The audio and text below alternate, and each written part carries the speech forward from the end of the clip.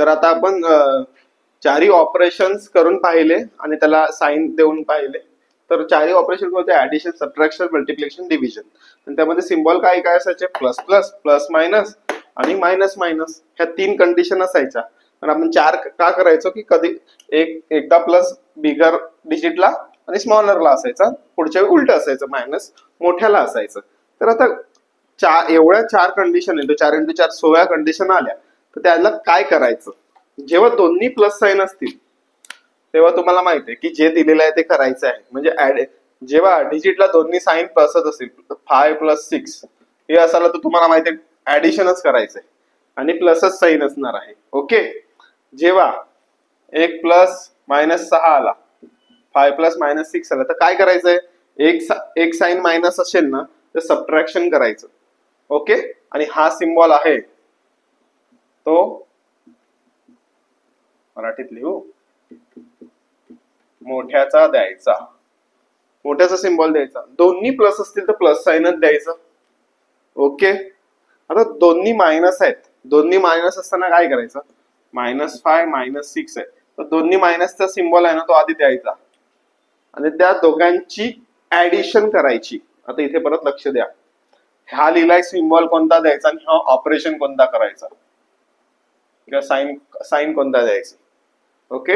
एक दोन्ही प्लस आहेत तर प्लस साइन द्यायची आणि ऍडिशन करायची. दोन्ही मायनस आहेत, मायनस साइन द्यायची आणि ऍडिशन करायची. आता एक प्लस आणि एक मायनस आहे, हे सर्व कंस सॉल्व्ह केल्यावर तर एक +5 आहे, एक -6 आहे, तर एक प्लस आहे आणि एक मायनस आहे. तर काय करायचं? जी मोठ्याची साइन आहे, मोठ्याची साइन प्लस और मायनस जे काय असेल ते. ओके. मोठ्याला इकडे मायनस आहे म्हणून मायनस दिलं, तोच उलट असतं. -5 + 6 तरी सबट्रॅक्शनच केलं असतं, ऑपरेशन चेंज नाही होणार, तुमची साइन मोठ्याची साइन देणार. ओके. मल्टिप्लिकेशन आणि डिव्हिजनला काय करायचं? इथे तर सर्वात इझी आहे, तुमचे ऑपरेशन आहेत ना ते करून घ्यायचे, की भागाकार किंवा गुणाकार जे काय असेल ते करून घ्यायचे.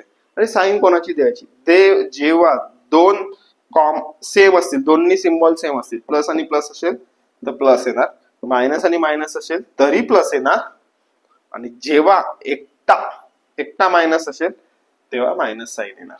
ओके. की एक सिम्बॉल असेल तर मायनस साइन तिकडे येणार. जेव्हा दोन्ही असणार सेम, मग दोन्ही प्लस प्लस असले तरी प्लस, दोन्ही मायनस मायनस असेल तरी प्लस, आणि प्लस आणि मायनस असताना एकाला मायनस द्यायचं. इथे थोडं इथे इझी आहे, इथे फक्त तुम्हाला कन्फ्युजन केव्हा होईल? इकडेच कन्फ्युजन येणार.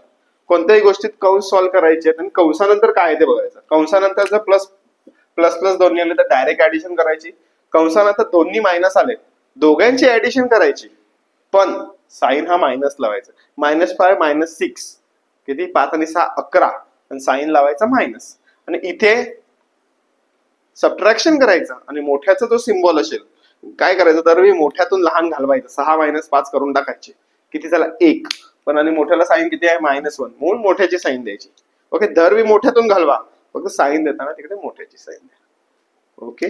तर आतापर्यंत आपण चारही ऑपरेशन म्हणजे मॅथ्स मध्ये जे इम्पॉर्टंट लहानपणापासून शिकतो, अधिक, वजाबाकी, गुणाकार, भागाकार, चौघांचं हे काय केलंय आपण? साइन कशी द्यावं ते केलेलं आहे. 2 डिजिट वेगवेगळ्या साइनचे असतील तर काय करायचं? ओके. तर अशा प्रकारे आपण एक बेसिक कन्सेप्ट क्लिअर केलेली आहे. पुढच्या भागात आपण दुसरी नवीन कन्सेप्ट शिकूया.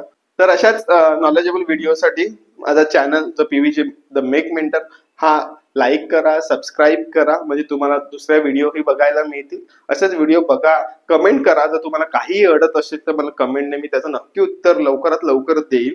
ओके. आणि मलाही समजेल मी किती चांगलं शिकवतोय किंवा वाईट शिकवतोय. पुन्हा भेटूया पुढच्या भागात नवीन कन्सेप्ट घेऊन. बाय.